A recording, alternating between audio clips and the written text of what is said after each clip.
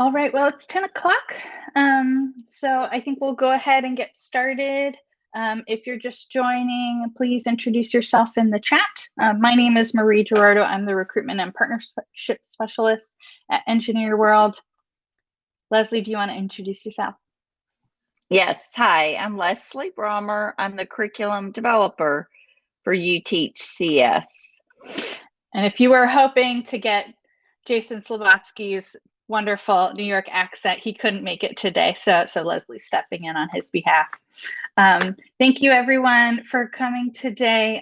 We have lots to share with you, and we want you to participate as well in the chat, and then there'll be a section in the middle if you want to join us on screen. If you want these slides, you can either scan that QR code or use that bit.ly. I'll have that link again at the end, and maybe Leslie can throw that into the chat. Our agenda today, we're going to go over a planning guide that we've created, go through lots of activities and ideas on how to do active and equitable recruitment in your classrooms, in your schools. We've got flyers, posters, lots of additional resources, and we have a micro-credential. If anyone here would like to kind of provide some evidence that you've been doing this in your classroom, you can earn a micro-credential. For limited time, we're also giving away gift cards for the micro-credential. So definitely check out that link and explore all of those things, hopefully with us.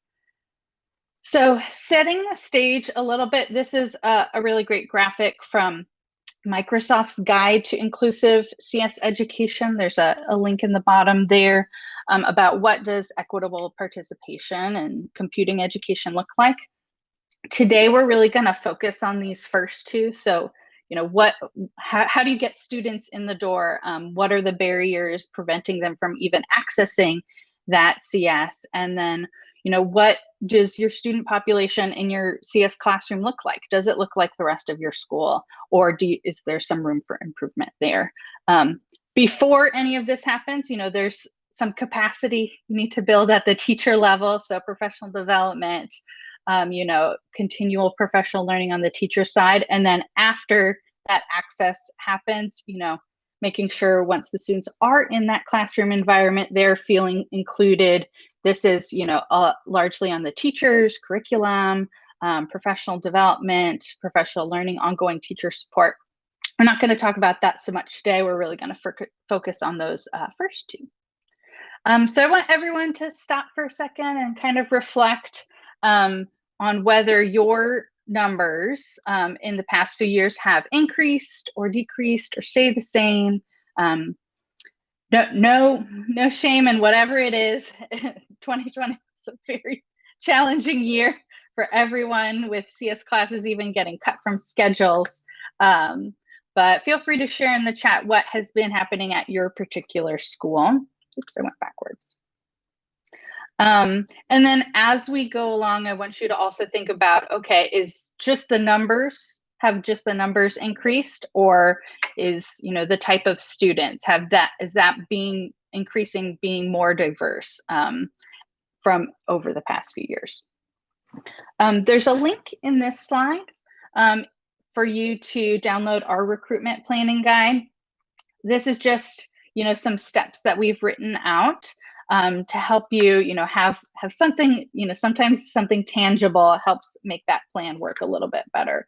So it starts out just writing the course, whether that's an intro CS course or AP CS course or general CS or an after school club. What is that course? How many students are enrolled now? And what is your goal? And then from there, think about what populations will you focus on recruiting, and how do you reach that particular student population or that particular group?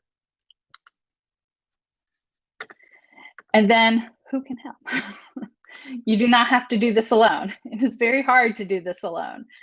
This ideally is a collaborative effort between teachers and counselors and administrators, and parents and other students in your class. So, writing down, okay, who can be on my team? Who can be on this recruitment team? And then writing down what you want to do next year. How are you going to do one more thing, two more things than you did last year? So that's a pretty tangible resource. There's some underlying information that's going on behind there. It starts off, and our micro-credential starts off as well, with examining your students or your school's demographic and cultural context. So think about, okay, who's at your school, who's in your CS classes, and is there anyone being excluded? Are there any barriers there that don't need to be there? Are there prerequisites there that could be changed?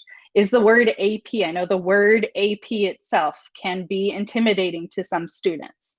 Can you call it computer science principles instead of AP computer science principles?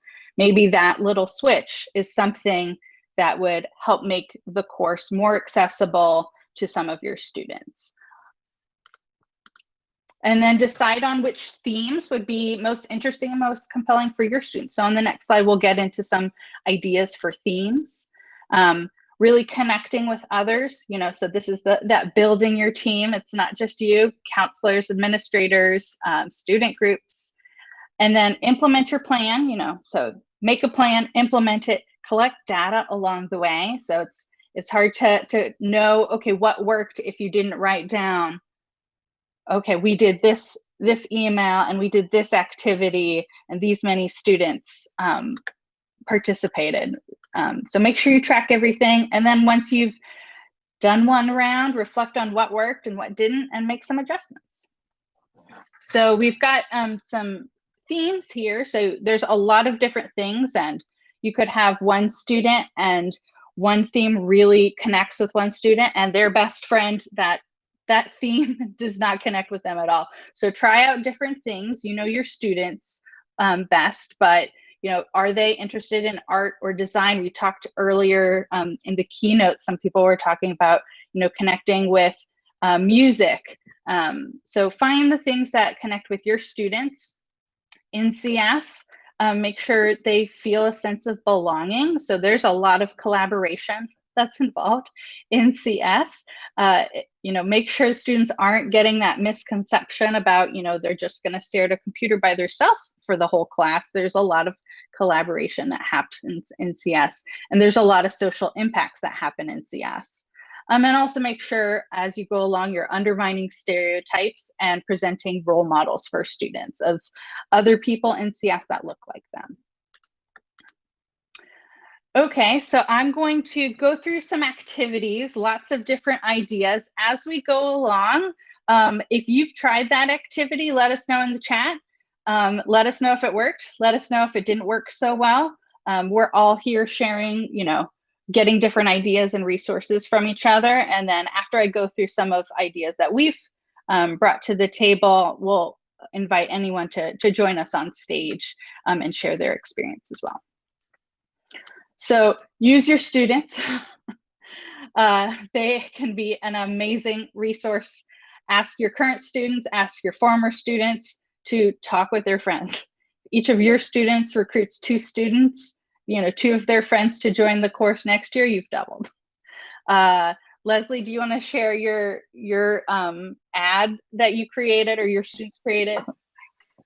Yeah, so we had morning announcements every morning that were projected into the rooms. And so we could make commercials. And one of my students actually made a commercial for my CS classes. And I showed it every year for years after he made it. And he showed some, Java code. I mean, it was a really good video. And then what the output would look like. Do you want to make this look like this? And so we did that. Yeah, definitely getting your students to tell their friends. I had some band students the first year, and we had a very large band. So they told their friends in the band, and then the next year I had all kinds of band students in CS classes. So yes, definitely use your current students to recruit. Yeah, and Leslie brought up another great point. The next one, a sports team, band, a friend group, an academic club, find a group and get them to all join together, all join the class together. If you can build a relationship with a particular coach or another teacher, and kind of collaborate to build off of each other's pipelines, that can be so valuable. And then you can also invite students individually. I myself, I had a physics teacher who was just one of those amazing teachers, but she was like, you need to join this after school club with me. I was like, oh, well, she wants me to join, so I will. So if you have that kind of relationship with students, invite them individually, invite them as groups. It takes a village. I'm giving so many different ideas. It's impossible to do all of these yourselves. Reach out to parents, email, social media, individual conversations, parent nights. If you are teaching another course as well, if you're a math teacher who also teaches CS, anytime you're talking with your students or your parents about something else, slip in that CS plug. Provide information in multiple languages. That can be really critical in getting the word out at your school.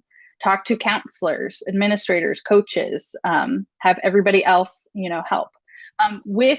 If you're in high school and you're looking at CS principles and CSA, talk to your counselors about the difference between the two courses. Maybe they're not as familiar with those two courses, but if you share success stories from your class, you had a student who didn't think that they wanted to do CS, and then they got into the class and they had so much fun hearing those stories and more of those actual anecdotes of students that they know, that can really help your counselors be an even better resource for, encouraging students to sign up for your CS classes. And then discussing, how to remove those barriers. So those prerequisites that we talked about, some schools have Algebra 1 as a prerequisite. Not all schools have an Algebra 1 as a prerequisite for APCS principles, for APCSA as well. For some schools, just trying to get students into those classes, especially CS principles, was designed to have almost every student should be in CS principles. You could even set up in-class observations. If students have an off period or during lunch, if they come in and, sit in on one class day, especially if you're doing, a project and they see all of the different students collaborating in your class, maybe that's the little spark that they need to join to say, oh, you know what, I could do this. If you have the opportunity to take over another teacher's class or take over another teacher's club, an after-school club, see if you can facilitate one of your CS activities in that club. See if you can tie it into that particular topic. So if you are going into, a basketball team, you get with the coach, or volleyball, or, whatever the, NHS, or band, any of those clubs. See if you can tie in the CS activity to the interest that from the students' participation in that club. They're already interested in that. How can you show them how computing is everywhere, even in their other interests?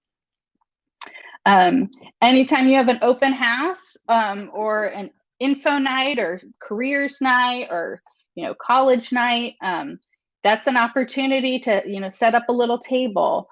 Hour of Code events. I've heard of some, there's the CS Ed Week that happens in December, but some other schools just make up their own CS Ed Week, or CS Ed Day, or CS Ed Hour at different times throughout the year, especially when those choice sheets, course selection sheets are coming out.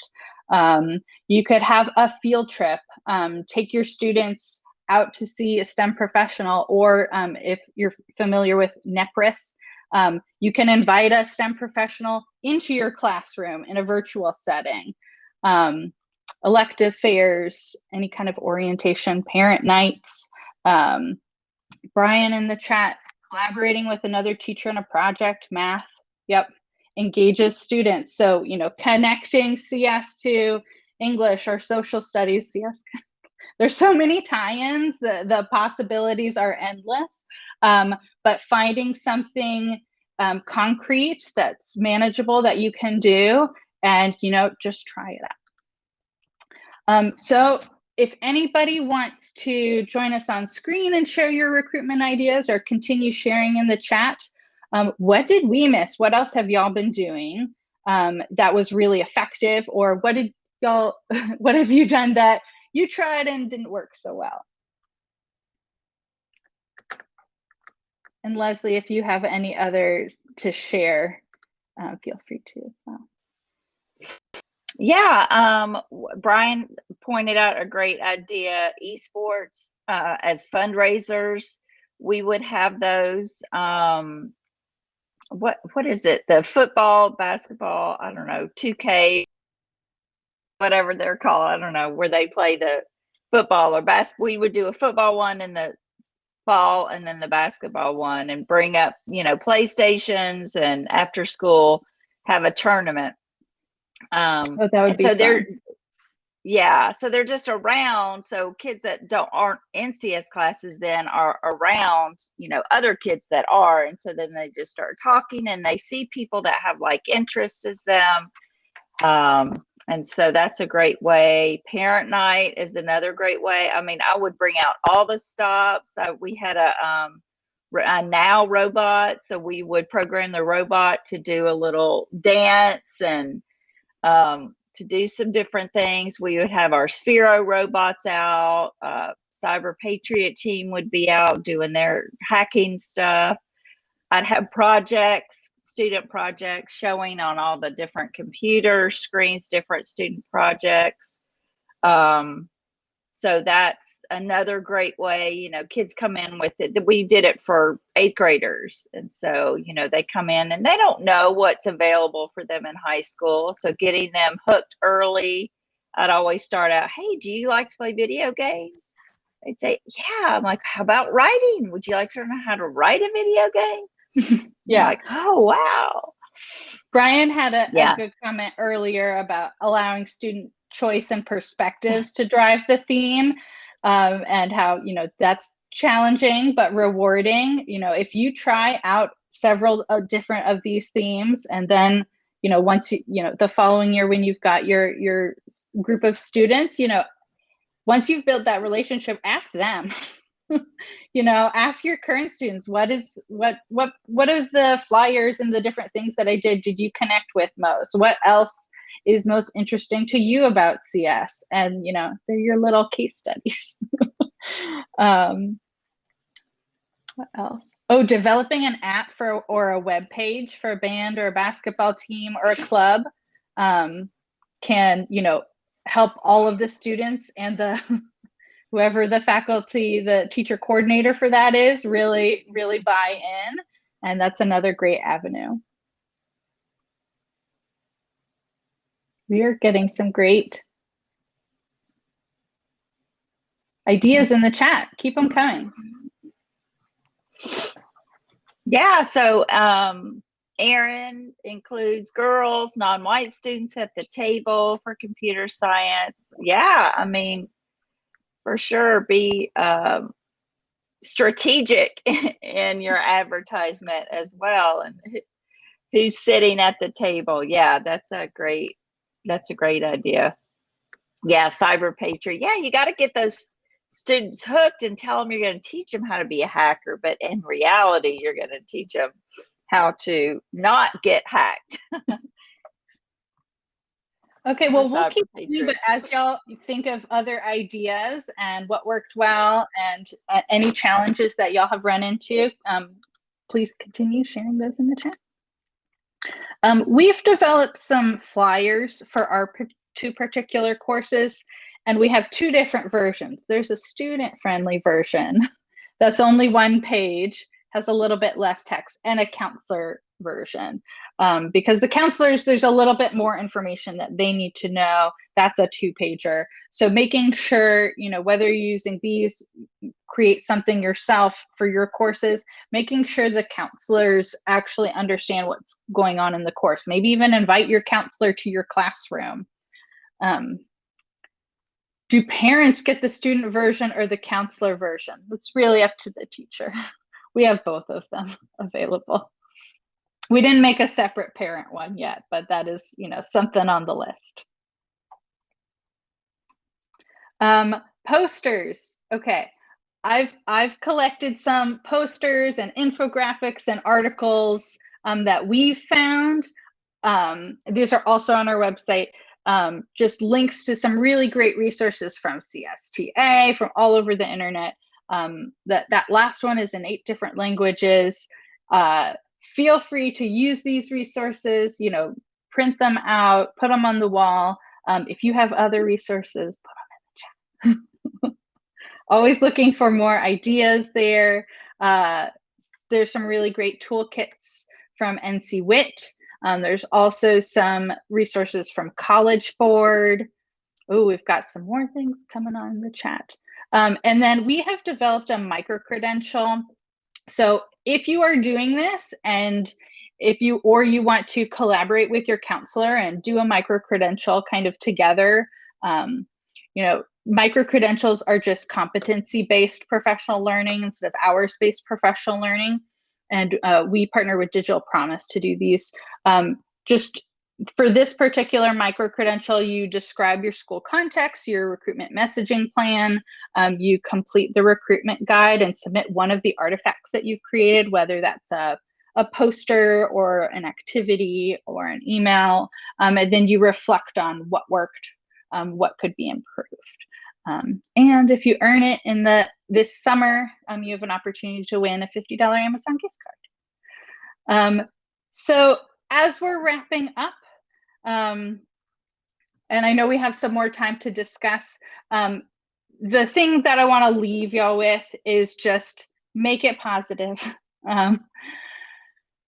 make it persistent, and be personalized. So there's, you're going to try something and it won't work, or for one particular student, there can be, maybe that first message they receive is not the message that resonates with them. Maybe they need 4 or 5 different messages in order to connect to CS or decide to give it a try. Maybe they've done, an after school or something, over the summer, and that one thing they didn't quite connect with. So find something else for them to connect with. But make it fun and show them why you love CS. And that is a great, authentic way to get across to your students your passion for CS. Just get started, do something, and then get better at it. Just take that first step, round up a team. You do not have to do it alone. Reflect on what was working, what was not working, revise what didn't work, or stop doing that. And then repeat the things that did work, expand them, spend more time on those things. But never stop, thinking about and, interrogating what are you doing? Are you actively reaching out to all students? Are you, being active in your recruitment? Or I know a lot of, times it's easy to be passive in your recruitment. If your classes are just filling up, then there's nothing for you to do, but you could be more active in who you're reaching out to. And we can all do better with that. So if there's any questions, I'm gonna skim through the chat to see what I have missed. And if anybody wants to come on stage and share some other ideas that they have, feel free to do so.